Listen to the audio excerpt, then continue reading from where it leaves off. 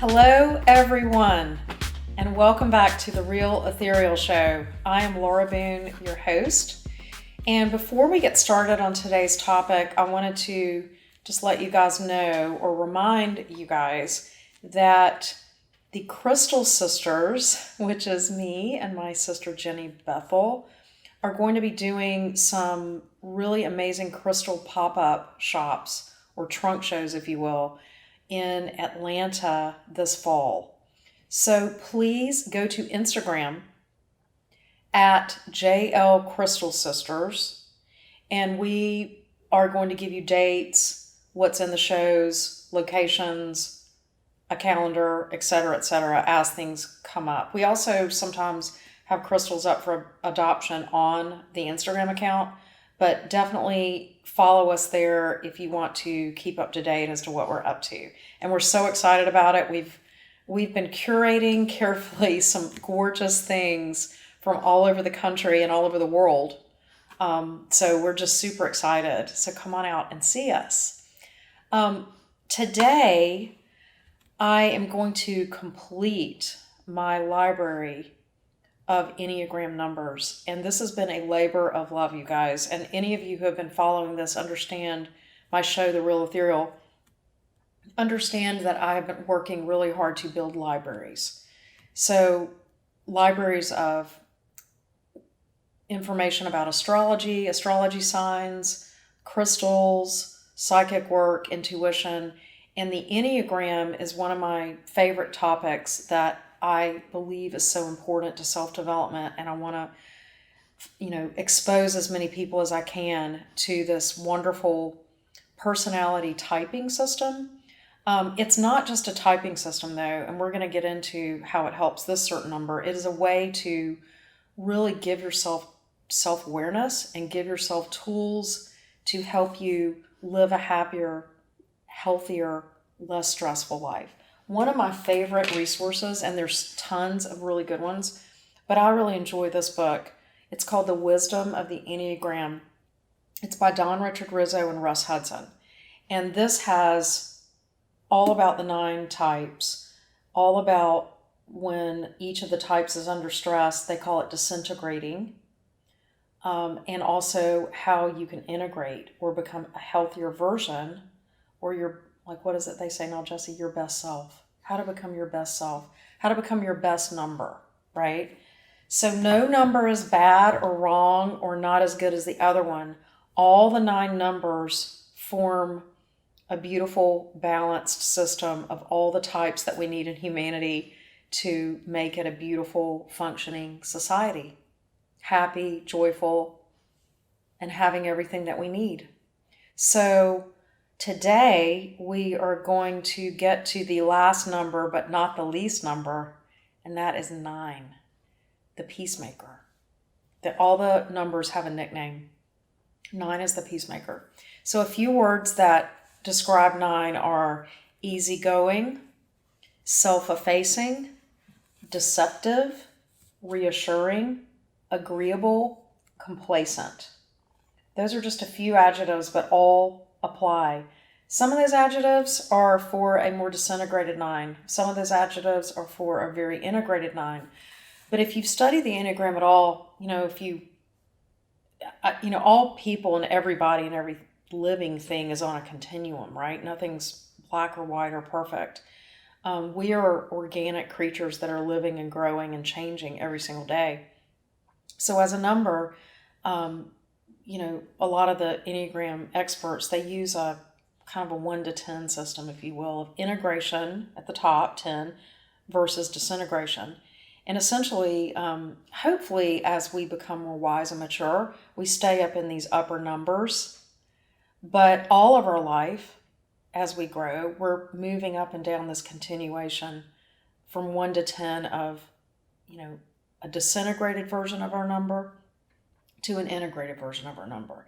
And as anything else in terms of self-development, the more conscious you are and the more knowledgeable you are about how your number works or how you work, or being more self-aware about how you exhibit these traits, then the more aware and able you're going to be able to train yourself, help yourself, give yourself the right resource to not stay in these lower numbers of disintegration within a number, which is suffering.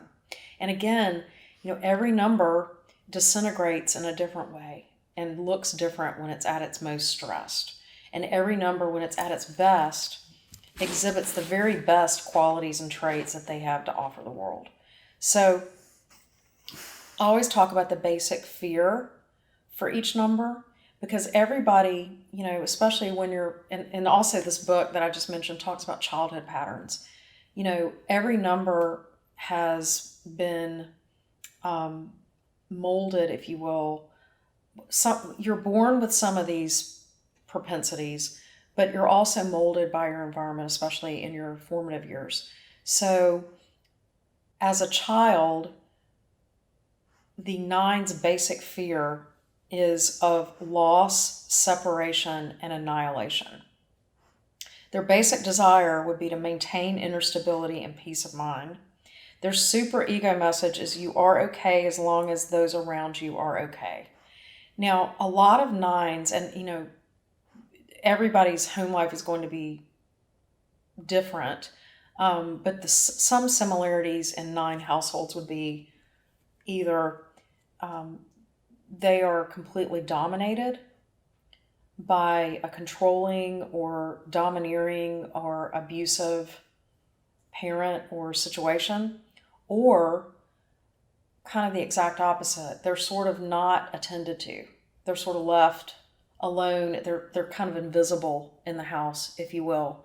So in either of those scenarios, you'd have choices. And a 9 child would have chosen to not form a really strong sense of identity or self-esteem, and to realize that in order to survive, they just need to put everybody else's needs first. Okay? In other words, they have an identity if they are giving their identity up for others, or not being important, or they disappear. It's different than a 2. 2's want to be, they're afraid of not being loved. Like they don't really exist unless they're loved or liked. 9's aren't like that at all. 9's, they avoid conflict and they do things to please others, but it's not to be liked or loved. It's to keep everything calm, to keep everything stable. Because if they assert themselves, like if they were in an abusive environment, or if no one would listen anyway, if they assert themselves, it's heartbreaking. That's what they've learned. It's heartbreaking if they assert themselves. If they really show their identity and stick up for themselves, it did not get a good result when they were younger. So they learn to adapt and they learn to survive by blending in. Another childhood environment that I want to discuss that creates a lot of 9's is any kind of trauma. So beyond control and domination or just being invisible, like neglect. Another one is sexual abuse or repeated trauma.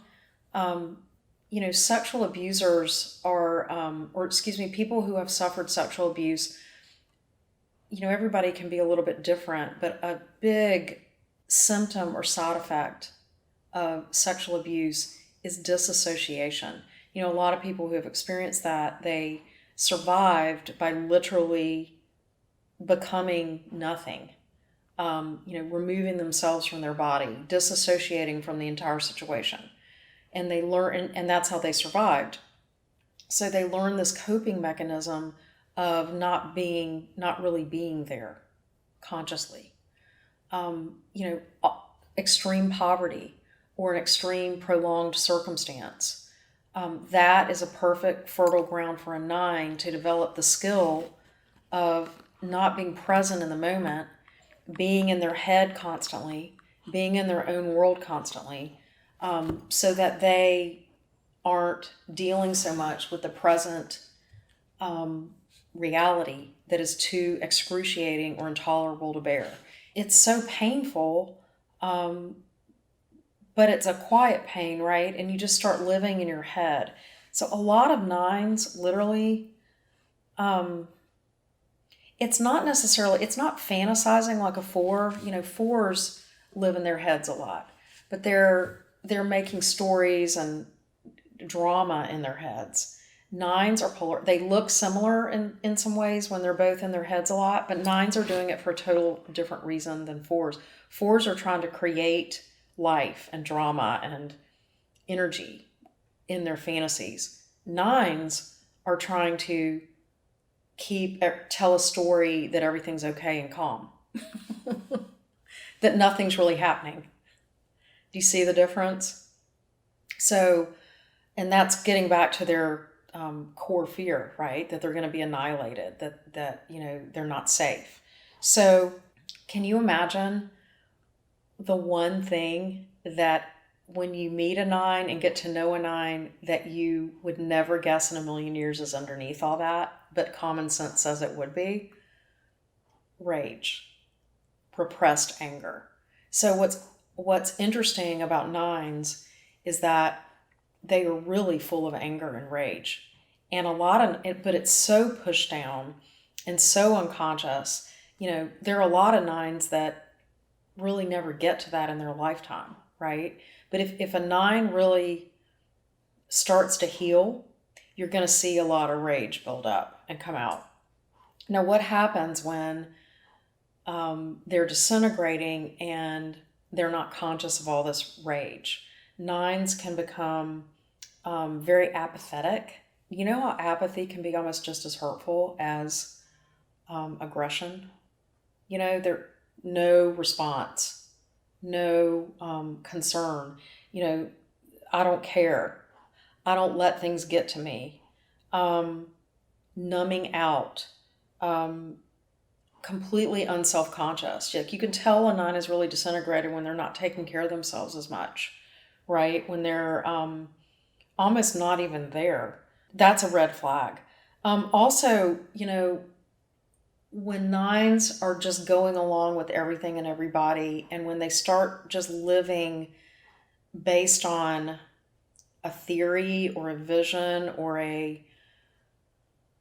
it's like it's like the housewife that's married a terrible guy, but they're everything's fine, I just know if I believe in marriage that my marriage is going to be okay, but they're not willing to confront anybody, they're not willing to make a change, they're not willing to really do anything, they're not willing to look at the bad situation that they're realistically that they're really living in.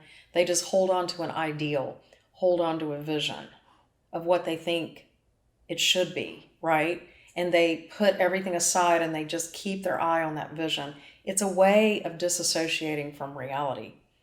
So let's talk about the arrows, because I talked about earlier how every number disintegrates or integrates, and there are two arrows or numbers that are useful tools for your type to have a resource in order to feel better, get out of stress, or they're also, when you see how you disintegrate towards a number, you can see it as a red flag to help you notice, wait a minute, I'm being the disintegrated version of my type, not the best version of my type. So the two arrows that 9 goes to are 6 and 3.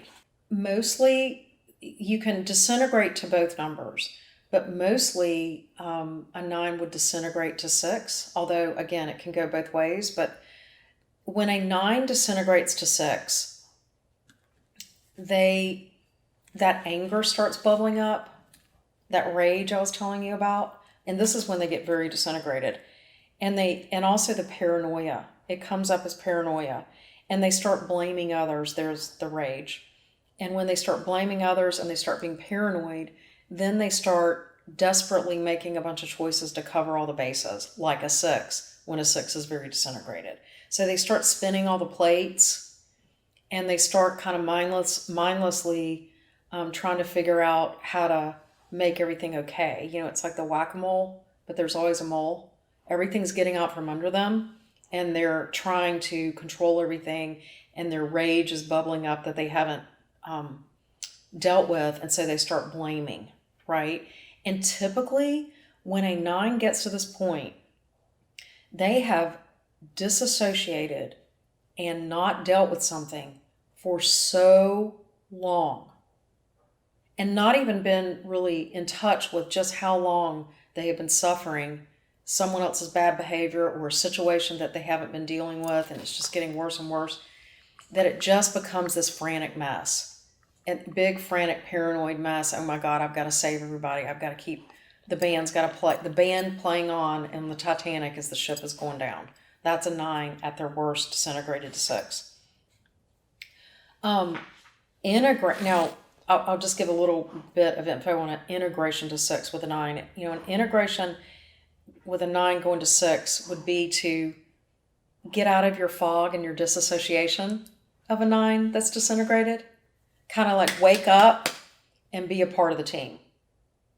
That's the healthy version of a 9 going to a 6, a healthy 6, that arrow.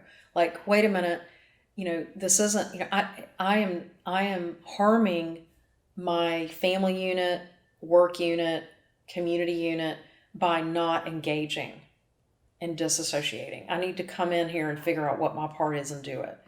So that's how a 6 energy is going to really help a 9 get out of their, you know, become tethered to meaning in their life.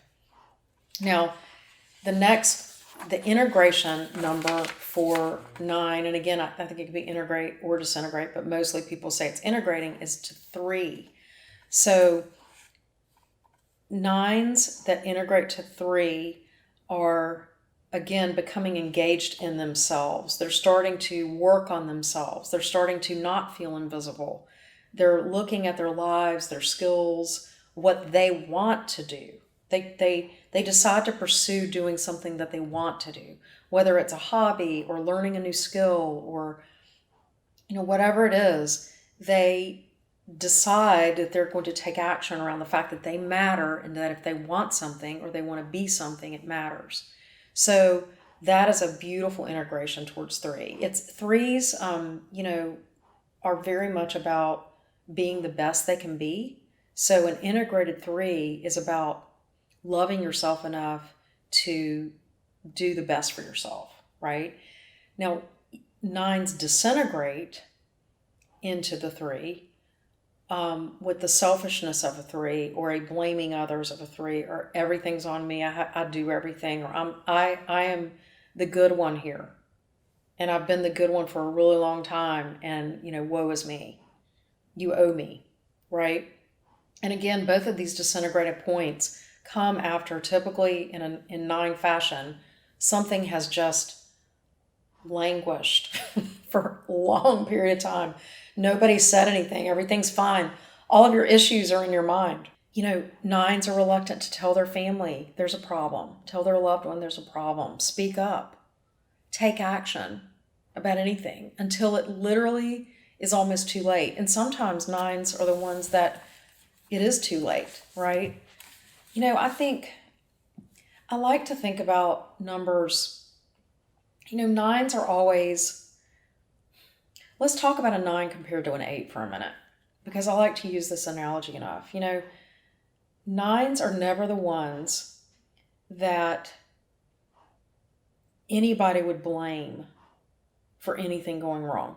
Does that make sense? Because they're the ones that blend into the wallpaper, or they're the ones that just want to keep the peace, the peacemaker. They just want to keep everything calm. They don't want to rock the boat. They don't want to be loud. They don't want to, they'll wait their turn to speak, right? They're always the nice ones, and they really are. They're the nice ones. But then so let's look at that compared to the 8. The 8 is almost a polar opposite of a 9, in that you cannot not hear an 8. You cannot not look at an 8. A lot of times 8s, just by their mere presence, suck all the air out of a room, right?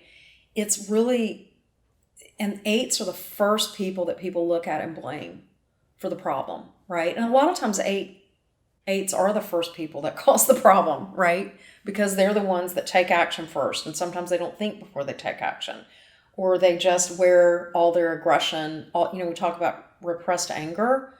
There's no anger in an 8 that's repressed.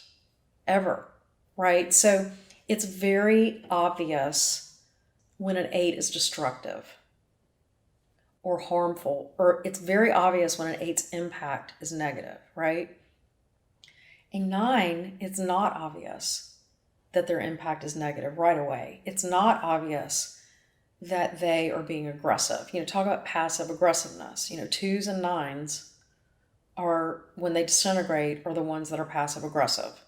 The quiet one didn't break anything or yell at anybody or say the wrong thing to somebody. I believe that every single number can be just as destructive as any other number in their own way. And 9s can be destructive with their inaction. There are some foreign policy moments where, Barack Obama, and I'm going to get to all the good stuff in a minute, and all the famous 9s that have done good. Barack Obama won the Nobel Peace Prize. He is a 9, Peacemaker, right? And did a lot of good in a 9 way. One of the ways they believe, a lot of people believe, and I've researched it a little bit, that where he fell down in his presidency was very 9, especially in the Middle East. A lot of critics say he didn't do enough. He waited. He didn't really, go into a country and deal with something. He was very much always like, let's not interfere. Let's wait. Let's think about things before we do them, which can be a really wonderful thing to do and the right thing to do, especially in that position. But there are other times where it's just as damaging. A lot of people say that, some of the things that evolved, like the splinter cells of, ISIS and things like that, because of our inaction, grew because of that, right? So that can be an example of a 9 not doing enough, and it can cause a lot of damage. Let's talk about famous 9s, though. First of all, I think Barack Obama as a 9 was very much a person that could bring people together. He had a non-confrontational way of being, right? Soft-spoken and funny and self-effacing and all of those things. He's a perfect 9. Another famous 9 is Ronald Reagan. And I think those two were extremely similar in some ways. And I know that sounds crazy, but they really, really were, in the sense that they both spoke about their vision. Remember, we talked about 9s are attached to a vision? Ronald Reagan had a vision of a utopia and of an America that all comes together and thrives. So did Barack Obama. Now, they were coming at it from two different camps, but they both lived in a vision like that. Another famous president that is absolutely a 9 is Abraham Lincoln. He is an ultimate peacemaker, right? Now, a very integrated 9, I would say, because he did not let things fester and not take action, right? When he had to, he did. But Abraham Lincoln always talked about his grand vision of the country coming back together. And I think one of the thing, two times when Abraham Lincoln really showed the best of being a 9, not the worst. Number one, there's that book called Team of Rivals. That is such an example of what 9s give back to the world. Abraham Lincoln, when he was elected president, and it was such a huge divisive time, he put all of his quote-unquote enemies or opponents in his cabinet. That is such a 9 thing to do. He believed in everybody's point of view. He wanted to give everybody time to speak, right? So that's the best of 9. Best of 9. The other thing that the other moment in his life that I think really exemplified the power of the 9 is when, after the Civil War, when he immediately started to speak, and he wouldn't speak negatively of the South, of the half of the country that lost. He immediately started clinging on to his vision, right? All these folks that hated him, that, hated why he did what he did. He immediately said, no, we have to heal as a country and we have to come together. And he did a lot of things around that. And that is the ultimate holding onto a vision above what is disassociating from all the emotions and the turmoil and the fighting of the moment, which is what nines do. They disassociate from the fray, rise above it, and try to see how we can make a peaceful environment where all views can coexist. So, in conclusion, I want to say thank you to nines, because nines, at their worst, they can disassociate and they can cause damage by not doing things, right? But at their very best, they teach us wholeness. They teach us how to hang on to your vision. No matter what horrible thing is going on, hang on to your vision. They teach us the power and the rejuvenating health that peaceful energy brings all of us. They teach us the virtues of patience. Sometimes patience is not a virtue. Sometimes patience is deadly. If you wait too long, you can get to a point of no return. But there are other times where patience is the only thing that saves the day, is to keep a level head and wait. So our nines are the ones that teach us the path of least resistance, and when that is the right path, right? Most of all, though, I want to say thank you to nines for their acceptance of diversity.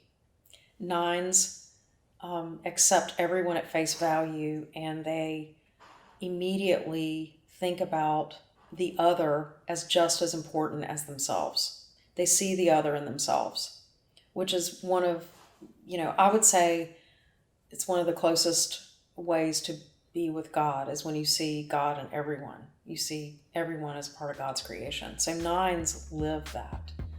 So we thank nines. And I thank you guys for being here on my show.